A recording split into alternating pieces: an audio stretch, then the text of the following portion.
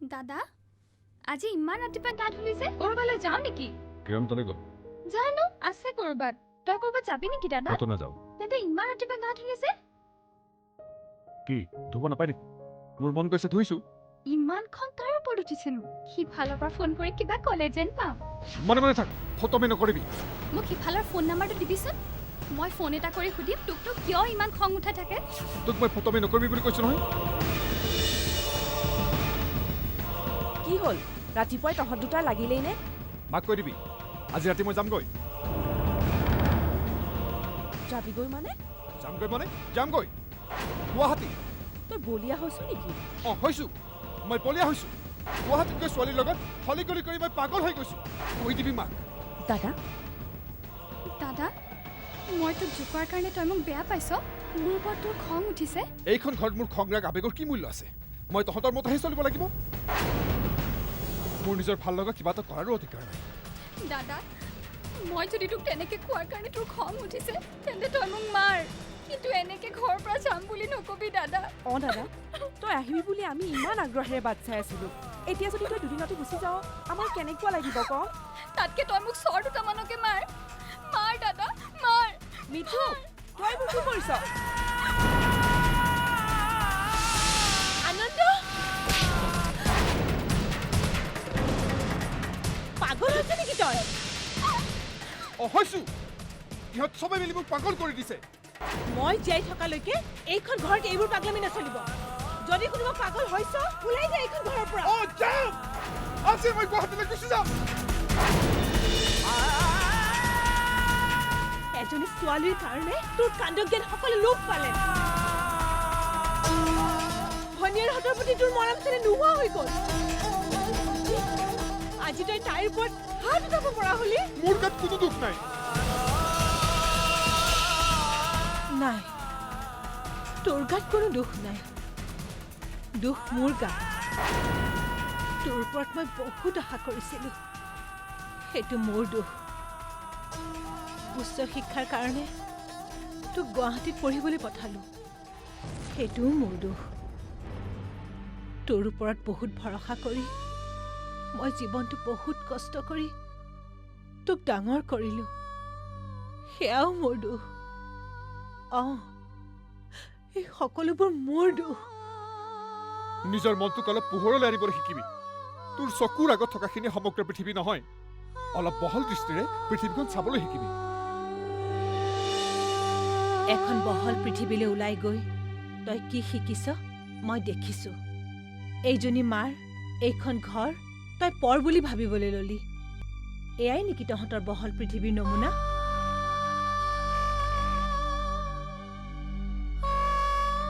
যা পোপাই তই তোৰ বহল পৃথিৱীখনলৈকে যাগৈ মোৰে সৰু শান্ত পৃথিৱীখনত অশান্তি কৰিবলৈ নাহিবি যা তই তোৰ বহল পৃথিৱীখনলৈকে যাগৈ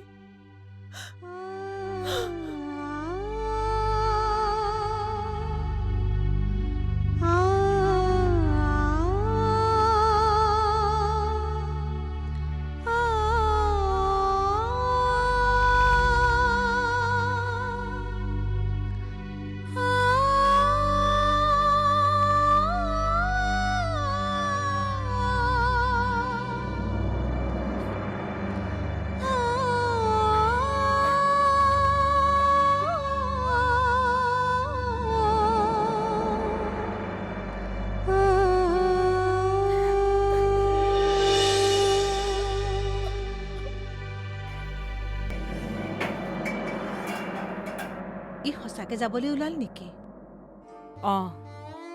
তহঁতে তাক থাকিবলৈ কোৱা নাই নাই কোৱা এবাৰ ক'ব লাগিছিল নেকি কিয় ক'ব লাগে একেটা কথাকে কৈ তই আৰু অশান্তি কৰি থাকিবলৈ তহঁতে কথাবোৰ বুজা নাই হ'ব তই আমাক আৰু বুজাব নালাগে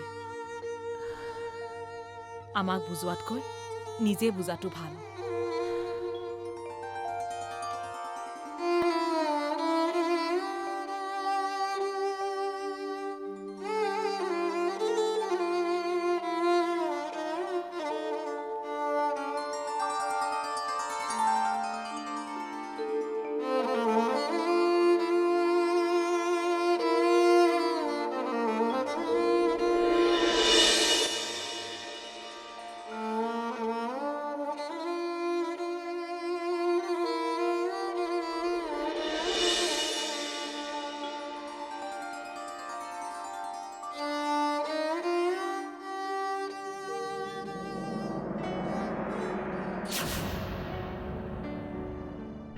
মা হুম কি কৰি আছ? এই ইয়াৰ কাপোৰ কানিবোৰ চাই চিতি ভৰাই দিছো সি আকৌ নিজে কি ল'ব কি নল'ব একো ঠিক নাই নহয় দাদা কেই বজাত যাবনো? 8টাৰ নাইট চুপাৰত যাব ৰাতিটো গৈহে ৰাতিপুৱা গুৱাহাটী পাবগৈ সি অকলে অকলে গৈ হোষ্টেল উলিয়াব পাৰেনে নোৱাৰে এতিয়া? মই তাক কৈছিলো কোনোবা এটা লৈ যোৱাৰ কথা সি আকৌ নালাগে বুলি ক'লে পাৰিব দে, এবাৰ এডমিশ্যন ল'বলৈ গৈ আহিছে নহয়। তেতিয়াতো লগত মোমায়ে গৈছিল মামাৰ লগত গৈ আহিছে যেতিয়া পাৰিব দে। জানো মোৰ কিন্তু ৰাতিটো চিন্তা লাগি থাকিব জানো সি গৈ ৰাতিপুৱা হোষ্টেল পালেহে তৎ পাম মা দাদা এতিয়া সৰু হৈ থকা নাই নহয়, সি M.Com পঢ়িবলৈ ওলাইছে।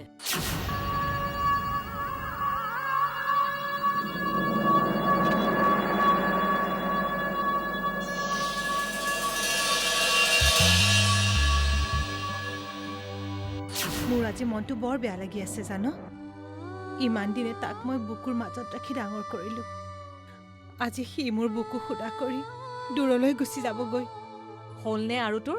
দাদা কিবা একেবাৰে ক'ৰবালৈ যাব নেকি? পঢ়িবলৈকেহে যাব? সি বাৰু হোষ্টেললৈ গৈ নিজৰ কামবোৰ কৰি ল'ব পাৰিবনে? কিয় নোৱাৰিব? ইমান দিনে তাৰ সকলোবোৰ কাম মই বা তহঁতেই কৰি দিব লাগে প্ৰতিটো কথাতে মা কিৰণ ঋতু মিঠু মা মোৰ ৰঙা চোলাটো ক'ত আছে ঋতু মোৰ জোতা এপাত কি হ'ল ইমান অকৰা ল'ৰাটো কেতিয়াবা বাথৰুমত সোমালে গামোচাখনো নিবলৈকে পাহৰে আধা গা ধোৱাকৈ মুখ চিঞৰে হোষ্টেলত এইবোৰ জাস্তাৰ কোনে মাৰিব কচোন সি বাৰু পাৰিবনে আমাক এৰি হোষ্টেলত থাকিব তই এতিয়া অদৰকাৰী কথাবোৰ ভাবি মনটো বেয়া কৰি নাথাকিবি দেই। আমি যদি দুখ কৰা দেখে তাৰ মনটো কেনেকুৱা লাগিব কচোন? দুখ নকৰো বুলি ভাবিলেও এটা শোকে মোৰ বুকুখন খুন্দা মাৰি আছে অ সি গুচি যোৱাৰ পাছত তাৰ ৰুমটোত সোমাই বাৰু কেনেকুৱা লাগিব সি নাথাকিলেও আমি থাকিম নহয় তোৰ লগত। কিন্তু সিটো আমাৰ কাকো নোপোৱাকৈ থাকিব লাগিব তাৰ বাৰু ঘৰলৈ মনত পৰি বেয়া নালাগিবনে যদি সি তাত থাকিব নোৱাৰা হয় তই এইবোৰ কথা ভাবি নাথাকিবি দেই। সি কিয় থাকিব নোৱাৰা হ'ব? এবাৰ পঢ়া শুনা আৰু বন্ধু বান্ধৱৰ লগত এডজাষ্ট হৈ লোৱাৰ পিছত চাবিচোন সি ঘৰলৈকে আহিবলৈ মন নকৰা হ'ব।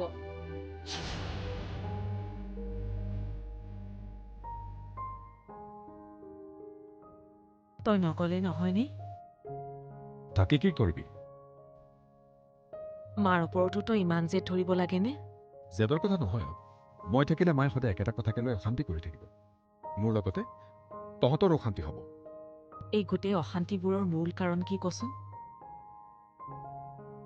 সেই চুমি নামৰ ছোৱালীজনী নহয় এইবোৰৰ কাৰণ তাই নহয় তাইক বাদ দি যদি XYZ যিকোনো এজনী ছোৱালীৰ লগতো সম্পৰ্ক হ'লহেঁতেন মাৰ পৰা এনে ব্যৱহাৰেই পালোহেঁতেন। এইবোৰৰ কাৰণ হ'ল মাৰ ঠেক মানসিকতা। ছোৱালী এজনীৰ লগত সম্পৰ্ক হ'ল কাৰণে মায়ে ধৰি ল'লে যে তাই মোক ঘৰৰ পৰা আঁতৰাই নিব। তোৰ পঢ়া শুনাত বাধা হয় বুলিহে মাৰ বেছি চিন্তা। তই ভালকৈ পঢ়ি ভাল কাম এটা পোৱাটো মায়ে বৰ আশা কৰে অ। তাৰ বাবে মোৰ ভাল পোৱা বাধা হ'ব নোৱাৰে। মোৰ একান্ত বিশ্বাস যে মোৰ এটা ভাল কেৰিয়াৰ গঢ়াত চুমিয়ে মোক সহায় কৰিব। মোৰো একান্ত বিশ্বাস যে তই যি কৰ ভাবি চিন্তি ভালটোকে কৰিবি। তই কাৰোবাক ভাল পোৱাটো মই ভুল বুলি নকওঁ, কিন্তু চাবি ঘৰখনৰ মানুহবোৰে যাতে মনত দুখ নাপায়। আমি 5টা প্ৰাণী যাতে সদায় একেটা দোলেৰে বান্ধ খাই থাকিব পাৰোঁ। তই কি বুলি ভাবিছ মই আমাৰ সম্পৰ্কৰ সূতাডাল ছিঙি যাব ওলাইছো নেকি? আমি সদায় একেদৰেই থাকিম। মই আৰু ঘৰলৈ ঘূৰি নাহোঁ বুলি ভাবিছ? তই ইমান খং কৰি আজি গুচি যাবলৈ ওলাইছ, মোৰ কিবা ভয় ভয় লাগিছে। মাৰ মনটো অলপ ঠাণ্ডা হওক বুলিয়ে মই যাব ওলাইছোঁ। মাক যেতিয়া মই বুজাই সৈমান কৰাব নোৱাৰিলোঁ তেতিয়া মাৰ খংটোৰ পৰা আঁতৰি যোৱাই ভাল। তহঁতক বাদ দি ঘৰখনক বাদ দি মই জানো নিজৰ কথা ভাবিব পাৰিম? তহঁত নাথাকিলে মই নিজৰ অস্তিত্ব কাৰ মাজত বিচাৰি পাম ক? তোক বাদ দিও আমি নিজৰ কথা ভাবিব নোৱাৰোঁ। তই গুৱাহাটীলৈ যোৱাৰ পাছত আমি আটাইকেইজনীয়ে খাবলৈ বহিও কান্দি কান্দি উঠি যাওঁ। মায়ে তোৰ কথা কয় সদায় দুখ কৰে। সিবা কি কৰিছে, কি খাইছে, টোপনি বা আহিছেনে নাই। মাৰ ইমোশ্যন মই চব বুজি পাওঁ। তথাপিতো আমি অলপ প্ৰেক্টিকেল হ'বই লাগিব। আমাৰ নিজৰ নিজৰ স্বাৰ্থতে কেতিয়াবা ইমোশ্যন বাদ দিব শিকিব লাগিব। মায়ে এইবোৰ বুজি নাপায় অ। মাক আমি এইবোৰ বুজাব লাগিব। তই মাক কবি মাৰ খংটো কমিলে মই আকৌ এবাৰ আহি যাম। হ'ব।